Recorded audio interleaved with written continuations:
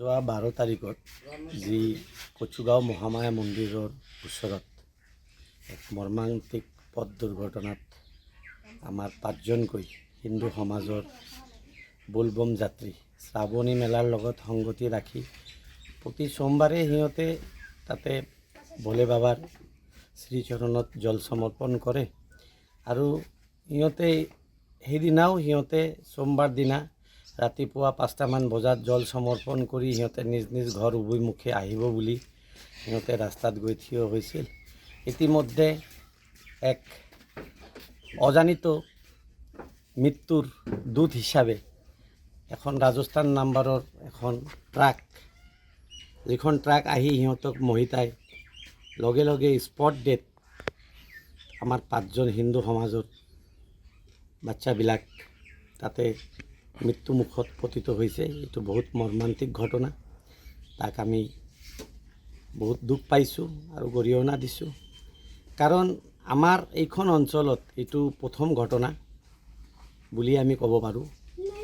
আৰু যোৱা এটা দশক লৈ আমাৰ এনেকা বোলবম বা শ্ৰাৱণী মেলাত আমাৰ এনেকা কোনো ঘটনা হোৱা নাছিল। ইতিমধ্যে ৰাইজে কোৱা হিচাপত এইটো এক পৰিকল্পিত হত্যাও হ'ব পাৰে বুলি কৈছে, কাৰণ ড্ৰাইভাৰজনৰ যি ষ্টেটমেণ্ট, 2জন ড্ৰাইভাৰে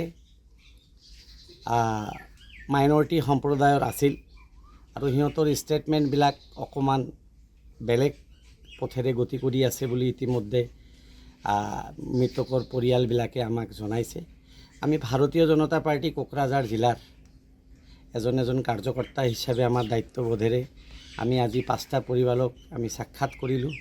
সিহঁতৰ দুখৰ সমভাগী হ'বৰ কাৰণে আমি যত্ন গ্ৰহণ কৰিছোঁ আৰু অনাগত দিনত আমি অসমৰ মাননীয় মুখ্যমন্ত্ৰী শ্ৰীযুত হিমন্ত বিশ্ব শৰ্মাদেৱ আৰু আমাৰ কোকৰাঝাৰৰ অভিভাৱক মন্ত্ৰী শ্ৰীযুত অশোক সিংহল দেৱক এইখন বিষয়ে আমি তেওঁক অৱগত কৰাই, যিহেতু এই 5জন যি সন্তান একদম কম বয়সত, কুমলীয়া বয়সত, এটা 12 বছৰৰ এটা বাচ্চা আছিল, এটা পৰিয়ালৰ এজনে ধৰহৰ আছিল, তাৰ মা আৰু তাৰ এজন মাত্ৰ ভণ্টি আছে, 2জনে কথা ক'ব নোৱাৰে, সিয়ে একমাত্ৰ তেওঁৰ উপাৰ্জনৰ উৎস আছিল।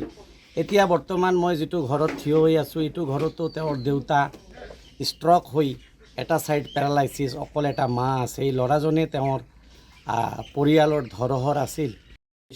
আমাৰ যিজন DC মহোদয় আছে আৰু SP মহোদয় আছে, আপোনালোকে যিহেতু এতিয়া গণতন্ত্ৰৰ চতুৰ্থ স্তম্ভ হিচাপে আমাক অৱগত কৰিছে, আমি তেখেতৰ লগত আজি আমি এইটো আলোচনা কৰি আপোনালোকক কি তেখেতে বিহিত ব্যৱস্থা গ্ৰহণ কৰে তাৰ বিষয়ে আপোনালোকক জনাই দিম।